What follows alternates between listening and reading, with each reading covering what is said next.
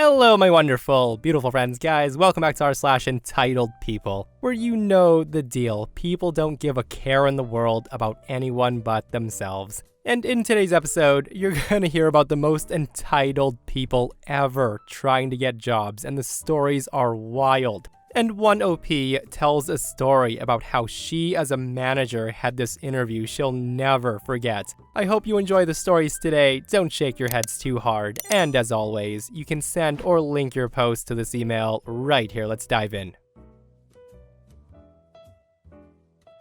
So yesterday, me and my boss were in the office hanging out and doing manager stuff when the phone rings. My manager picks up, and it's a lady inquiring about her application. Here's the following conversation as he had her on speakerphone. The boss says, "Welcome to the auto parts store. This is so-and-so. Can I help you?" The woman says, "Hi, my name's Karen. I put in an application a week ago, and I wanted to see the status of the application." My boss says, "Okay, let me pull it up." So he pulls it up and he sees the application and he says, "Okay, so can you come in tomorrow at 8 a.m. for an interview?" That's when Karen says, 8 a.m.? That's way too early. I don't got time to be there at 8 a.m. My boss replies, "Oh, okay, then how about 12:30? She then replies, "I can't. I gotta pick up my kids." Boss says, "Okay, well, how about 1 p.m.? Karen says, "I have to do errands after I pick up my kids." That's when my boss tells her, "Look, miss, you're the one who called me for a job, and I'm trying to help you, okay? So how about you come in at 3:30 tomorrow for an interview?" She finally agrees and hangs up. Me and my boss are confused. I mean, it helps him meet the weekly quota of getting interviews, but man, we laugh it up and forget about it. The next day, we both open again and the phone rings. I pick up and it's Karen on the other line. I say, "Thank you for calling Auto Parts Store. This is so-and-so. Can I help you?" Karen says, "Hi, so I called about a job here yesterday and I have an interview today at 3:30. I just want to let the manager know I can't go." I say, "Oh, okay then. Do you want to reschedule?" Karen says, "No, but I do want the number to his boss because he was rude to me." I ask, "He was? How so?" Karen then goes on and says, "He said that he was trying to help me by getting me a job here. As if I need help. I want to work in a family-friendly environment and I won't work for a guy like him." At this point, I just say, okay, well, let me go get the..." She then says, "And I don't like your attitude. I'm gonna get you and your boss fired, and there's nothing you can do about this." At this point, I just hang up, because my giving an F meter got depleted. My boss was just laughing, like seriously, how do you expect to get a job like that? Me and my boss just laughed about it, because that's all we could do at that point. Yeah, I can see this Karen being jobless for a very long time, guys, especially if she doesn't change the attitude, right? Like, so many people would be ecstatic to even get a chance to interview, but no, not this Karen. And to then turn it around and try to get OP and the boss fired, it's just funny how the unemployed think they have so much leverage, right? And if you thought that Karen was ridiculous, listen to this next post. Okay, so I'll just come out and say it. Yes, I was a bit curt with this lady. And no, I shouldn't have spoken to her the way I did. But I get inquiries like hers several times a week, and it does get tiring when people act like I have the power to hire them when I don't. That said, I had come out to the garden area to give my coworker a bottle of water, and to send her inside for a break. While I'm out there, this young woman walks up, who looked to be in her early 30s. She was buying some plants, and she starts chatting with my coworker as I waited for her to finish the transaction. I hear her ask, "Are you guys hiring?" My coworker says, "Always. We actually had a bunch of people leave last week." She then says, "Are there any manager positions open?" That's when I chime in and I say, "I don't know. You'd have to look on the careers part of the website. They have a bunch of positions open when I applied, but I was transferred in." The lady then goes on and says, "Listen, I don't want a position like yours. I want to be a manager. I tried applying at the other store, but they said they didn't have that position open. I just want to know if one was available here. I respond, well, if I were you, I would apply anyway, and then call a day later. Even if they say the position isn't open, just ask if you can come for an interview. See how it goes.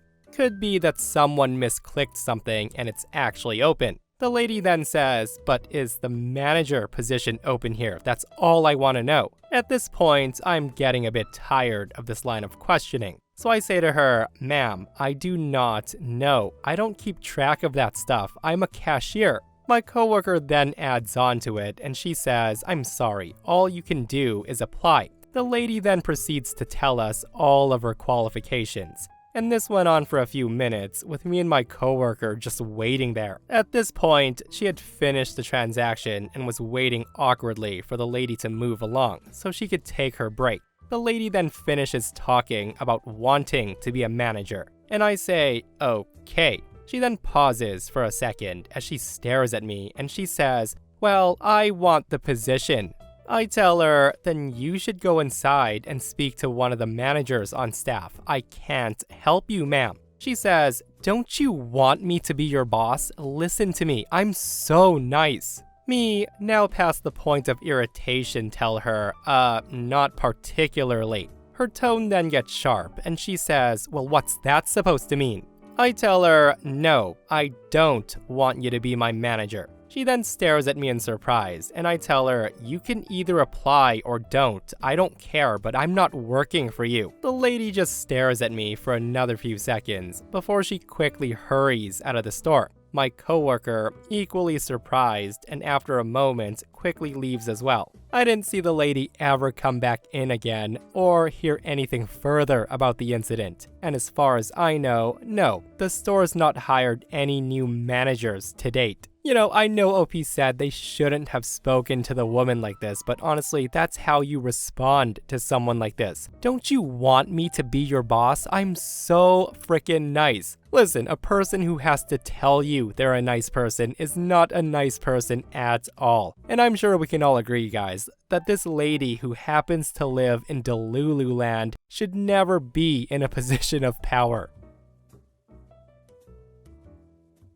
Okay. So I just had a story from the zoo less than 24 hours ago. And the thing is, this isn't the first time I've had this conversation.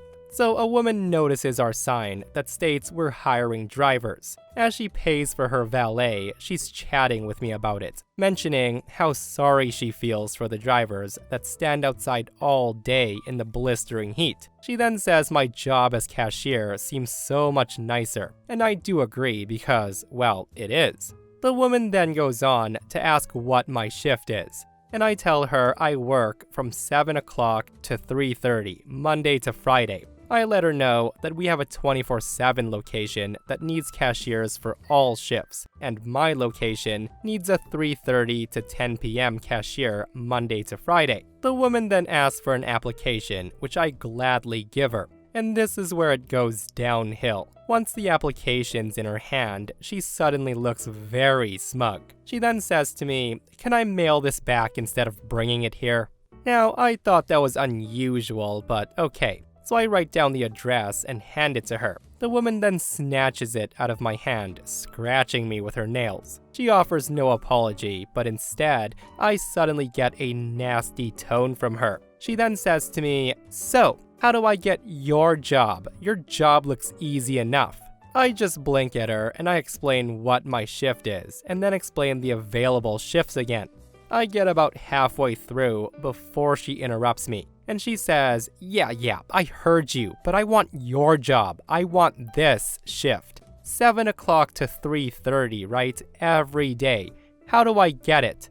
I just tell her, well, ma'am, I don't plan on quitting anytime soon, and I really need this job. So getting my exact shift wouldn't really... She then stops me right there, and she says, "Look, you could just go work outside with the rest of them. Look at you, you're young. If I was young, I would have no problem doing that job. But I'm older, so maybe you could talk to your manager to see if you and I can switch shifts. I can take the 7 to 3:30, and you can work the 3:30 to close or whatever. How do I get your job?" Hearing that, I just sigh. and I point to the boxes on the application where she can mark her preferred shift and position. She then cackles as she walks off. "Have fun out there in the heat when I take your job." I just smile at my good fortune as the only mailing address we have is for corporate. So that's what I gave her. Corporate passes applications along to managers solely on the east side of the city, and my location is the only one on the west side, and we do our own hiring, which I would have explained to her if she hadn't turned into a wicked witch. Oh well. Yeah, I am so glad to know that woman wouldn't end up getting a job there, because could you imagine how insufferable she would be? Like, she's not even working there yet, and she's making pushy demands. Well, how do I get your job? How do I take your shift so you can go work the close shift? I'm also old, so you can go work outside in the blistering heat. Give me your job. Like, the audacity of some people never ceases to amaze me. So it's been a while now, but I used to work as a cashier in a convenience store. Kind of like a 7-Eleven, wink wink.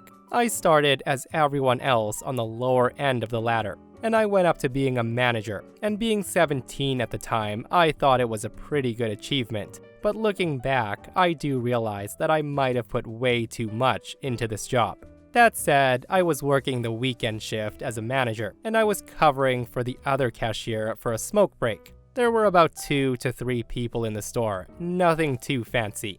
So I'm behind the cash doing some paperwork for deposit and stuff. And that's when one customer comes to the cash and buys a Coke. The kid's about 15 to 16 years old. Typical teenager, I guess. So he buys the Coke and leaves. The other cashier then comes back inside after a few minutes, and she comes to me and she says, "Hey, did you really sell those beers to that underage kid?" I reply, "Wait, what? No, I didn't sell any beers to him." The cashier says, "Yeah, well, he got onto his bike and he put a few 40 ounces in his backpack." I just say, "Well, that sucks. Oh well, we'll watch out for him next time."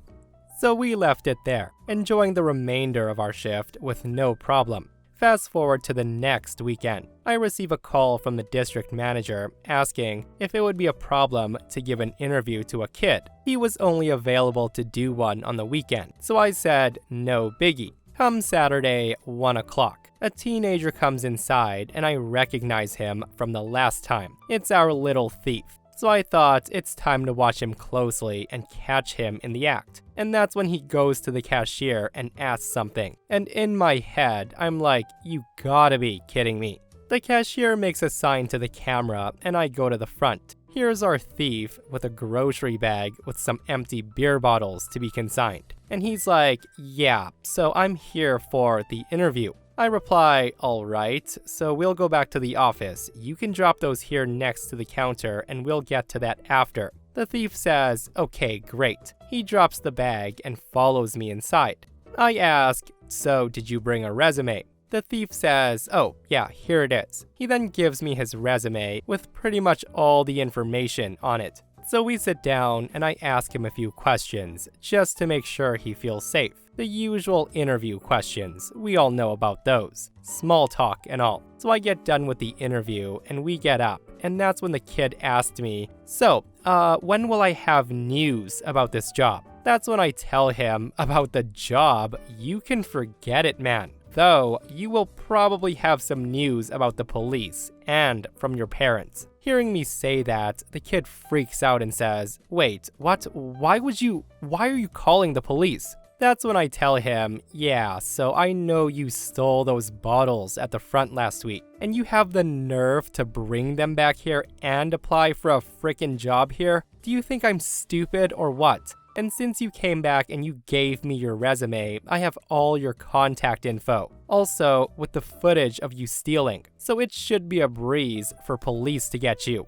And you're what, 16 years old? So I'm assuming you're still living with your parents. And that phone number is your home number, no? So I guess your parents will be pretty proud of you. During all that time, the kid was just dumbstruck, mouth hanging open and not even knowing what to say. He then starts to bargain, saying he'll pay back those bottles and even slip me a 20 so I don't contact police. At that point, there was almost tears in his eyes, saying it was for a party with some high school friends, and that he promised he would bring some booze. In the end, I didn't take the 20, but I didn't contact the police. I called his parents instead, and they were shocked about their son. They came back during the week, and the father paid for the alcohol, and he made his son apologize. And he made sure that the son would never come back again in the store, unless it was with an adult. The father also asked if we could contact the other store in the area to make sure if he showed his face up there that we'd give him a call. All in all, I had a lot of fun during the interview,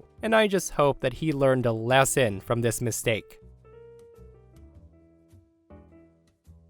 So I've been meaning to put this story up for a while. I've had a few people ask me if I have a story about the worst interview I've ever done, so I'm putting this one out there. So grab a snack and a beverage of your choice, because you're gonna need it. Just be careful though, I don't guarantee there will not be spitting with laughter. Also, pull up a seat because this is a long one. So on my great quest to find employees, this gem crossed my path. After interviewing her application, which wasn't a huge train wreck, I called in this potential employee. We'll call her Felony Melanie. And yes, her name is changed. While on the phone with her, she was very curt, but I just blew it off as her being nervous. So I scheduled her to come in during my dead time in the afternoon so I'd have a chance to interview her. And just a quick note, when doing an interview, I'm required to ask 4 questions. Now, it doesn't matter what the questions are, but as long as I ask at least 4,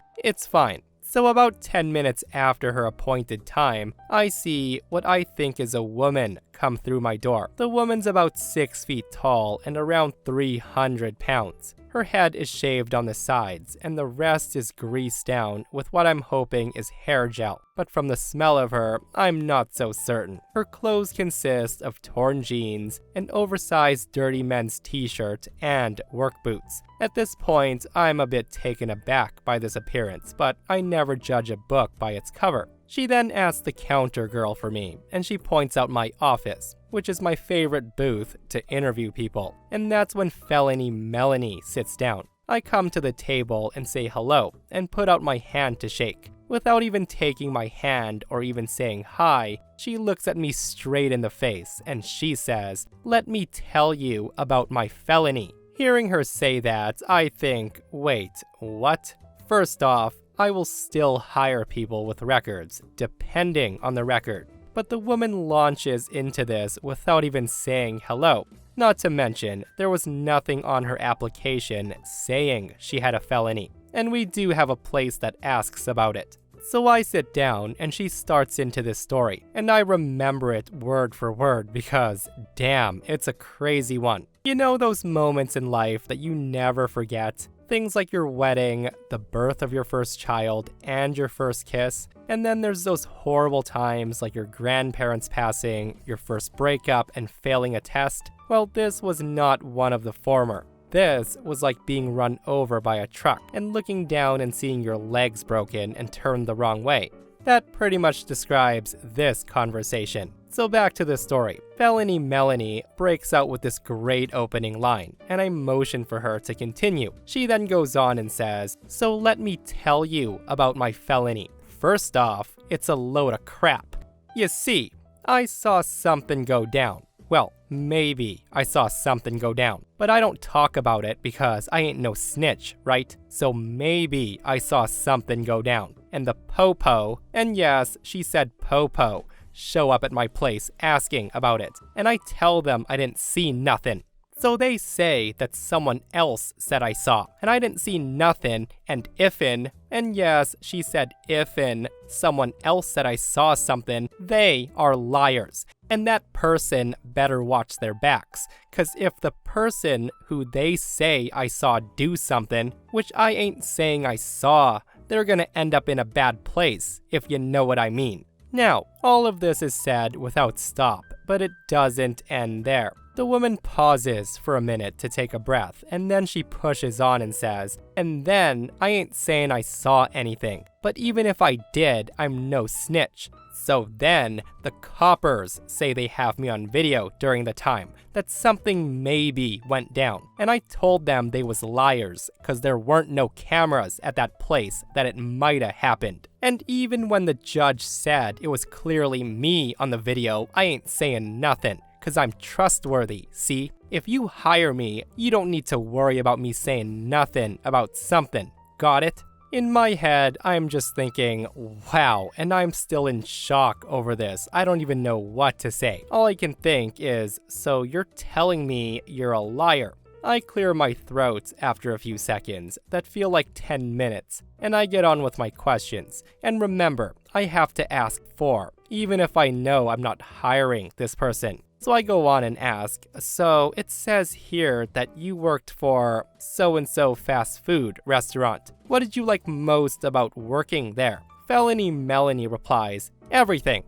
I ask, everything? She then says, well, everything except the fact I had to sue them. As soon as she said that, I just thought, what? And listen, I told you this was a long one, but it's worth it. It only gets better from here. And if it didn't happen to me, I wouldn't believe it. At this point, I'm now curious, and I want to see where this goes. And I ask Felony Melanie, so why did you sue them? She then says, because they made me work with men, and that was harassment. At this point, I'm looking around my store, and we jokingly call my store the hot dog stand because at the time, there were only 2 women working there. All the rest were men. So strike number 2 on Felony Melanie. But wait, we've only asked 2 questions. I still have to ask 2 more, right? And I'm thinking to myself, oh dear God. So I go on and say, okay. So I also see you worked at this generic taco restaurant. What was your favorite thing about working there? Felony Melanie replies, everything. At this point, I'm straining to keep from eye rolling or just walking away. I say, everything. Okay, well... She then interrupts me to say, well, everything except the fact I had to sue them. I just reply, wait, what, you sued them too? Why? And I'm sorry, I couldn't help myself. I had to see where this was going. I'm also desperately trying to keep my mouth from dropping in awe.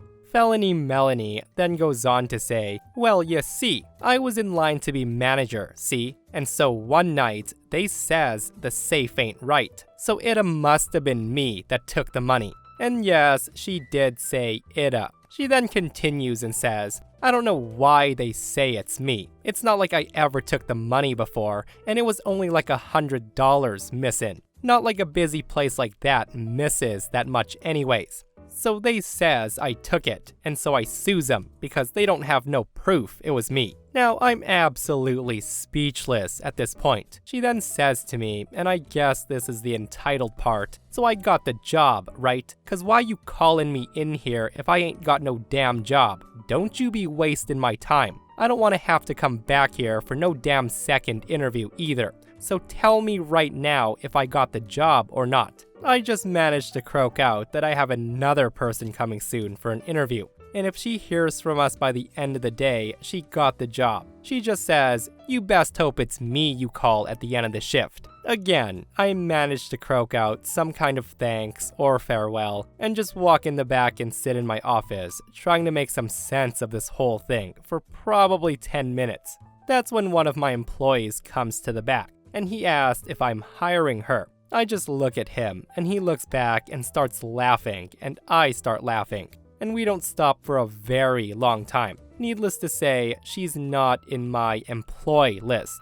My frickin' goodness, that was a roller coaster, guys. And my big question is, did she end up suing OP for not hiring her? That said though, what a character that was, and what an unforgettable interview OP had. And if you enjoyed that interview, this person says, my old manager had a folder with all of her funniest job applications in it. The best one was fantastic. This guy wrote down on the application that he was fired from his last job for trying to stab a coworker. And the job before that, he was fired for punching a manager. And the job before that, He was fired for stealing from the register. The guy didn't try to make it sound any better. He just wrote all of that straight up. Needless to say, he also did not get hired. And this person comments that interview was probably horrendous because she didn't actually want to get hired. If she's had a recent felony, that may mean she's on parole, in which case she has to be able to tell her parole officer that she's looking for work. You were likely asking your 4 questions to someone you didn't want to hire, to a person who was sitting through an interview and didn't want a job.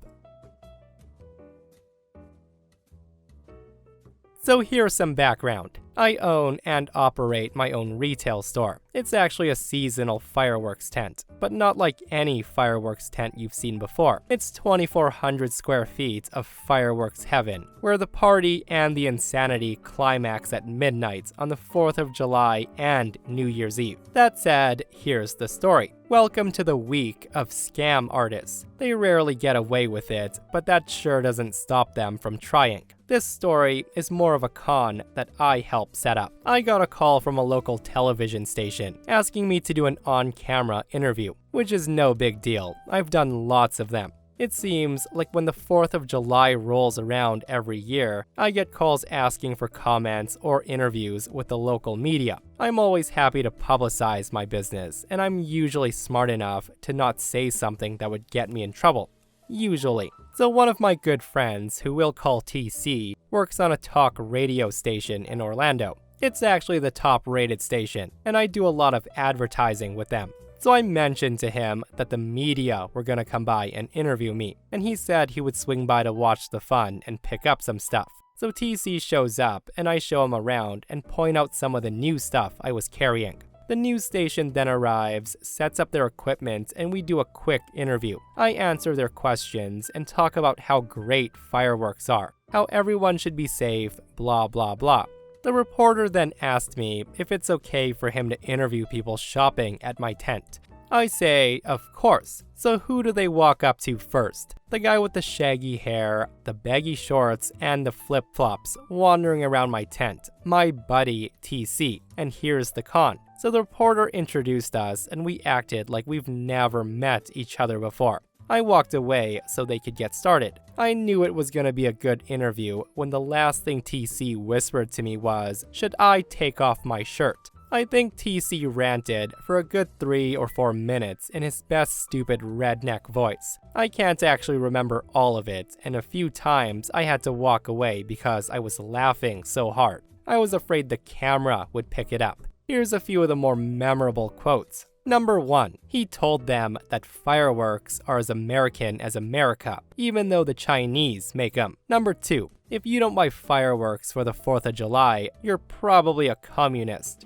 Number 3, I always come to this store to buy my fireworks because they have better ones than China. Number 4, I spend thousands of dollars every year on fireworks because I like fireworks more than I like my family. And finally, he tells them when I set off my fireworks, I want the astronauts to see them from space. I want God to look down from the heavens and say, that was good stuff. I think I actually saw the reporter's jaw drop during the interview. I think they included maybe 10 seconds of my troll interview.